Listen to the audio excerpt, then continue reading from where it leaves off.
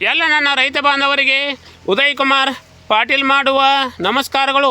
ನಾನು ಇವತ್ತಿನ ದಿವಸ ಒಂದು ಹೊಸ ವೆರೈಟಿ ಕಬ್ಬನ್ನು ನೋಡಕ್ಕೆ ಬಂದನು.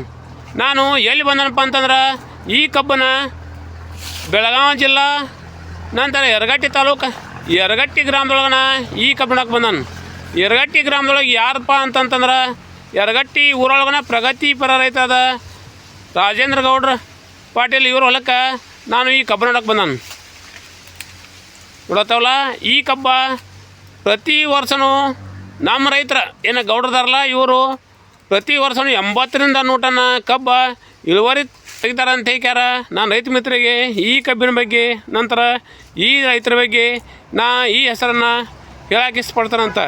ಬರೀ ಮೊದಲ ಈ ಕಬ್ಬನ್ನು ನೋಡೋಣ. ಈಗಾಗಲೇ ನಾನು ಎಸ್.ಎನ್.ಕೆ ಕಬ್ಬಿನೊಳಗಡೆ ಎಷ್ಟು ವೆರೈಟಿ ಕಬ್ಬದಲ್ಲ ಅಷ್ಟು ವೆರೈಟಿ ಎಲ್ಲ ನಾನು ರೈತ ಮಿತ್ರರಿಗೆ ಪರಿಚಯ ಮಾಡಿಕೊಟ್ಟನು. ಆಮೇಲೆ 86-032 ಕಬ್ಬಿಂದು ಪರಿಚಯ ಮಾಡಿಕೊಟ್ಟನು. ನಂತರ 297 ಕಬ್ಬಿಂದು ಪರಿಚಯ ಮಾಡಿಕೊಟ್ಟನು. ನಂತರ ಈಗೇನ ನಮ್ಮ ಹಳಿ ವೆರೈಟಿ ಕಬ್ಬಿಂದತ್ತಲ್ಲ ಅಂತಂತಂದ್ರೆ 32 ಕಬ್ಬಿಂದು ಪರಿಚಯ ಮಾಡಿಕೊಟ್ಟನು ನೋಡಿರಿ. ಮತ್ತು 265 ಕಬ್ಬಿಂದು ಪರಿಚಯ ಮಾಡಿಕೊಟ್ಟನು. ಈಗ ಅಗದಿ ಇವೆಲ್ಲ ಕಬ್ಬಿನಕ್ಕಿಂತನೂ ಅಗದಿ ಹೆಚ್ಚಿನ ಇಳುವರಿ ಬರುವಂಥ ತಳಿ ಕಬ್ಬಿಂದು ನಾನು ರೈತ ಮಿತ್ರರಿಗೆ ಇದನ್ನು ಪರಿಚಯ ಮಾಡಿಕೊಡತ್ತಾನೆ. ಗೊತ್ತಲ್ಲ, ಇದು ಅಗದಿ ಜಬರ್ದಸ್ತ್ ಇಳುವರಿ ಬರುವಂಥ ತಳಿ ನೋಡ್ರಿ. ಮತ್ತು ಈಗ ನೋಡತ್ತಲ್ಲ, ನಾನು ನೋಡುವಂಥ ತಳಿ ಏನೋ ಇದು ರೋಗರಹಿತ ತಳಿ ಅಂತ ಹೇಳ್ಯಾರ. ನಾನು ರೈತ ಮಿತ್ರರಿಗೆ ಈ ಕಬ್ಬಿಂದು ಪರಿಚಯ ಮಾಡಿಕೊಡತ್ತಾನೆ ನೋಡ್ರಿ.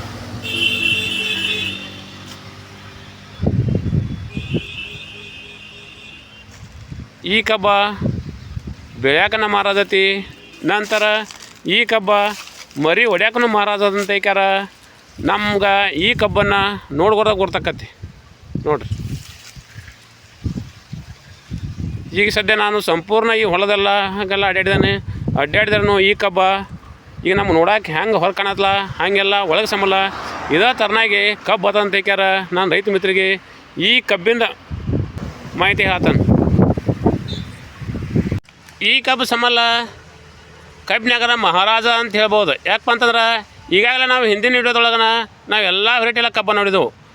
ಅವೆಲ್ಲ ವೆರೈಟಿಗಿಂತನೂ ಈ ಕಬ್ಬ ಮರಿ ಹೊಡ್ಯಾಕನ ಮಹಾರಾಜ ಅಂತ ಹೇಳ್ಯಾರ. ನಾನು ರೈತ ಮಿತ್ರರಿಗೆ ಇದನ್ನು ಸ್ವಂತ ಈ ಪ್ಲಾಟ್ಗೆ ಹೋಗಿ ಅಂತ ತದ್ರೂಪ ನೋಡ್ಕ್ಯಾರ. ನಾನು ರೈತ ಮಿತ್ರರಿಗೆ ಈ ಕಬ್ಬಿನ ಬಗ್ಗೆ ಮಾಹಿತಿ ಹೇಳ್ತಾನೆ ನೋಡ್ರಿ. ಇದು ಬರೀ ಒಂದು 7-8 ತಿಂಗಳ ಕಬ್ಬು 8 ತಿಂಗಳ ಕಬ್ಬು ಐತಿ. ಈ ಕಬ್ಬ ಸಿಕ್ಕಾಪಟ್ಟಿ ಮರಿ ಹೊಡ್ದೈತಿ, ಮತ್ತು ಬೆಳೆನೂ ಹಂಗೈತಿ, ಮತ್ತು ದಪ್ಪು ಹಂಗೈತಿ, ಮತ್ತು ಗಣಿಕೆ ಸಿಕ್ಕಾಪಟ್ಟಿ ಉದ್ದಾಗೈತೆ ಅಂತ ಹೇಳ್ಯಾರ. ನಾನು ರೈತ ಮಿತ್ರರಿಗೆ ಈ ಕಬ್ಬಿನ ಬಗ್ಗೆ ಮಾಹಿತಿ ಹೇಳ್ತಾನೆ ನೋಡ್ರಿ.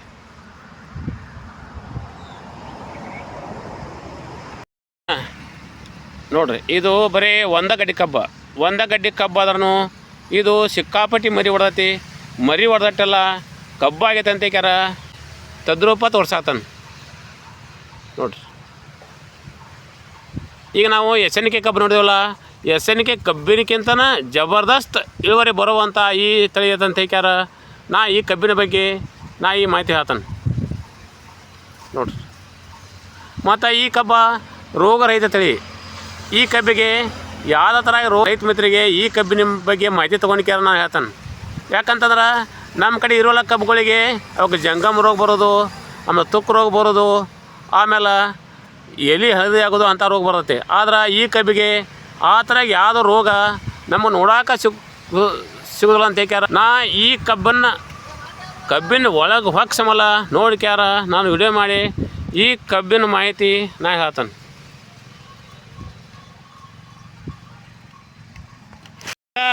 ಈ ಕಬ್ಬ ಯರಗಟ್ಟಿ ತಾಲೂಕದಾಗನ ಅಗದಿ ರೆಕಾರ್ಡ್ ಆದ ಕಬ್ಬ ಅತಂದೇಕ್ಯಾರ ಈ ರೈತರು ಹೇಳ್ತಾರೆ. ಯಾಕಂತಂದ್ರೆ ಈ ಕಬ್ಬ ಇಳುವರಿನೂ ಬಂಪರ, ನಂತರ ಈ ಕಬ್ಬ ಬೆಳವಣಿಗೆನೂ ಭಾಳ ಫಾಸ್ಟ್.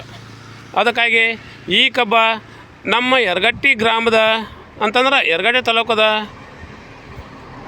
ಬಂಗಾರ ಬೆಳೆ ಅಂತ ಹೇಳ್ಯಾರ.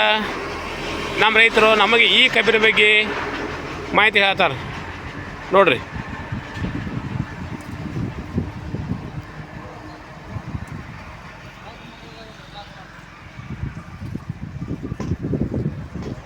ಈ ಕಬ್ಬಿನ ತಳಿ ಹೆಸರು ಯಾವುದಪ್ಪ ಅಂತಂದ್ರೆ 5002 5002 ಅಂತ ಹೇಳ್ಯಾರ ಈ ಕಬ್ಬಿನ ಹೆಸರತಿ. ಮತ್ತು ಈ ಕಬ್ಬ ಯಾವ ಥರ ಆಗ್ಯದಪ್ಪ ಅಂತಂದ್ರೆ ನೋಡಕ್ಕೆ ನಮಗೆ ಹಸಿರು ಮಣ್ಣು ಮೇಲತಿ ನೋಡಿ, ಬರೀ ತೋರಿಸ್ತಾನೆ.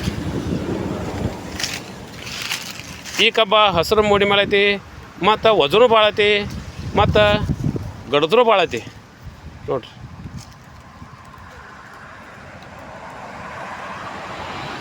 ಈಗ ನಾವು ಇಟಮಟ ಈ ಕಬ್ಬು ನೋಡಿದೆವು, ನಂತರ ಈ ಕಬ್ಬಿನ ಬೆಳೆಯನ್ನು ನೋಡಿದೆವು.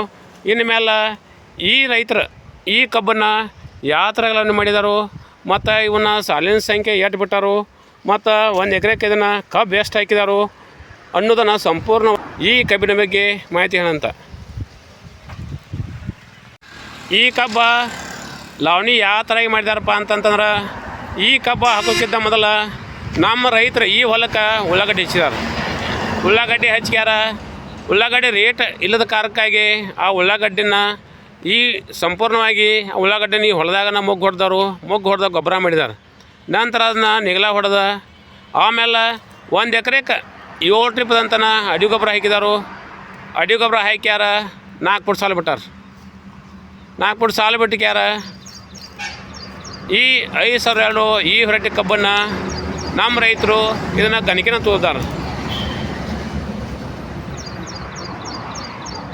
1 ಎಕರೆಗೆ ಈಗ ನಾನು ನೋಡ್ತವಲ್ಲ ಈ ಕಬ್ಬನ್ನು 3 ಟನ್ ಅಂತ ಇದನ್ನು ಗಣಿಕೆ ತೋರಿದಾರು. ಗಣಿಕೆ ತುಳಿದ ಮೇಲೆ ಮತ್ತು ಈ ಕಬ್ಬಿಗೆ ಇಲ್ಲಿ ಮಟ್ಟ ಅಂತಂದ್ರೆ 1-3 ಸರಿ ಗೊಬ್ಬರ ಕೊಟ್ಟಾರ, ಮತ್ತು ಹಸಿರೆಮ್ಮೆ ನೀರು ಹಾಸ್ಯಾರು. ಆತನ ಕಬ್ಬ ಈ ಥರಾಗಿ ಬಂಪರ್ ಬೆಳೆ ಬಂದಂತಂದೇಕ್ಯಾರ. ನಾನು ರೈತ ಮಿತ್ರರಿಗೆ ಈ ಕಬ್ಬಿನ ನಾನು ತದ್ರೂಪಮೇ ತೋರ್ಸತಾನೆ.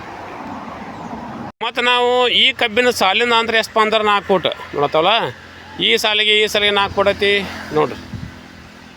ಸಾಲಿನ ಅಂತರನೂ 4 ಫೂಟ್ ಐತಿ. ನಂತರ ನೋಡ್ರಿ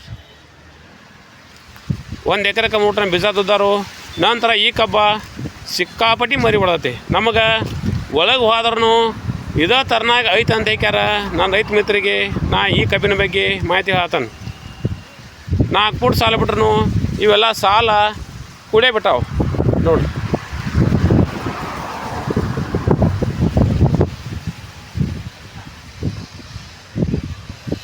ನಾನು ಈ ಕಬ್ಬನ್ನು ಈ ರೈತರು 1 ಎಕರೆಗೆ 100 ಟನ್ ಕಬ್ಬು ಇಳುವರಿ ತೆಗೆದ ಈ ರೈತರ ಹೆಸರು ಕೇಳ್ಯಾರ. ನಾನು ಖುದ್ದಾಮಿಗೆ ಈ ರೈತ ಹೊಲಕ್ಕೆ ಈ ಕಬ್ಬನ್ನು ನೋಡಕ್ಕೆ ಬಂದನು. ಈ ಕಬ್ಬನ್ನು ಈಗ ನನಗೆ ಅನಿಸಿದ ಮಟ್ಟಿಗೆ ಈ ಬರೀ 100 ಟನ್ನಿಗೆ ಹೆಚ್ಚು ಇಳುವರಿ ಬರ್ಬೋದಂತ ಹೇಳ್ಯಾರ. ನಾ ಈ ಕಬ್ಬ ನೋಡ್ಕ್ಯಾರ ನಾನು ಅಂದಾಜು ನಾ ಹೇಳ್ತಾನೆ ನೋಡಿ.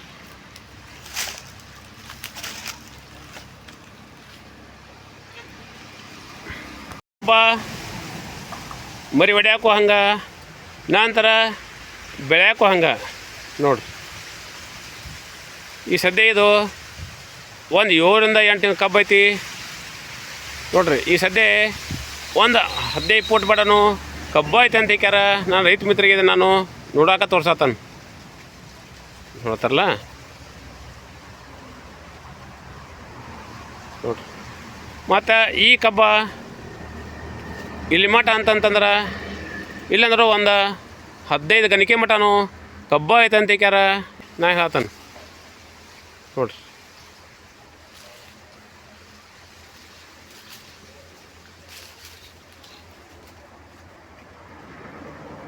ನಾನು ರೈತ ಮಿತ್ರ ಏನು ಹೇಳ್ತಂತಂದ್ರೆ ಈ ಪ್ಲಾಟ್ ಎಲ್ಲಿತ್ತಪ್ಪ ಅಂತಂದ್ರೆ ಯರಗಟ್ಟಿ ಬಸ್ ಸ್ಟ್ಯಾಂಡ್ ಹತ್ತಿರನ ಇದು ಹೈವೇ ಐತಿ. ಹೈವೇದ ಬಾಜುಕನ ಈ ಕಬ್ಬು ಐತಿ. ಈ ಕಬ್ಬನ್ನು ರೈತ ಮಿತ್ರರು ನೋಡ್ಬೋದು. ಯಾಕಪ್ಪ ಅಂತಂದ್ರೆ ಈಗಾಗಲೇ ನಮ್ಮಂತೆ ಕಿರು ಕಬ್ಬೆಲ್ಲ ಹಳೆ ವೆರೈಟಿ ಕಬ್ಬ ಅವು ಅಂದಾಜು ಎಷ್ಟಪ್ಪ ಅಂತಂದ್ರೆ ಭಾಳ ಅಂದ್ರೆ 30 ರಿಂದ 40 ಟನ್ ಬರುವಂಥ ವೆರೈಟಿ ಕಬ್ಬು ಅದಾವು.